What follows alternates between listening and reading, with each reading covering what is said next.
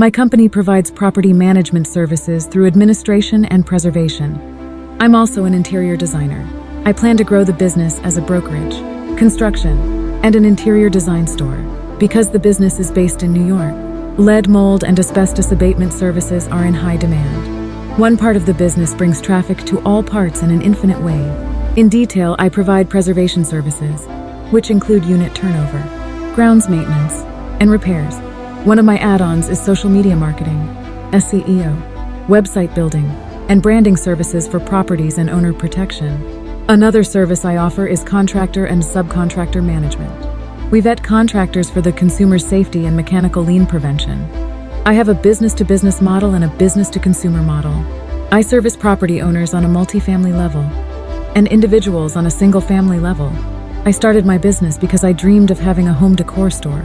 I sought to drive traffic to my store through real estate sales and a social media presence. Because I had so much experience in property management, it was a no-brainer to provide the service as a passive income and allow it to grow. My biggest motivator to start my business was to have the ability to be home with my children, teach them the trade, and build a legacy. My foster mom gave me 2 months to stay home with my oldest child before I needed to go back to work. I was married to my children's father for my second, so I stayed home with her for the first year, but my job only gave me 2 weeks of maternity leave for my son.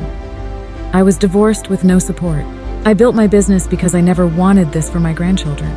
I want my grandchildren to be able to come to work in the business as they can with my children. I wanted to leave a legacy of wealth, not just in their finances, but also to give them the freedom to bond with their children because I didn't have that. The grant will help me start a storefront and build the brokerage and construction business I'm working tirelessly to grow.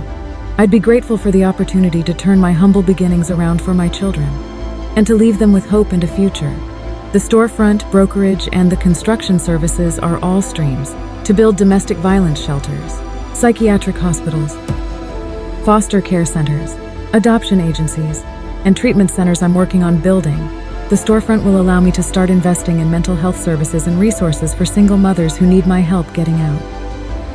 Because of my traumatic divorce, I know what I need to give the community of women suffering this plague. I know how to counsel them to health. I know how to help their angry children. Because I was abandoned in foster care at 11 years old, I know how to raise women with the knowledge they need to avoid domestic violence.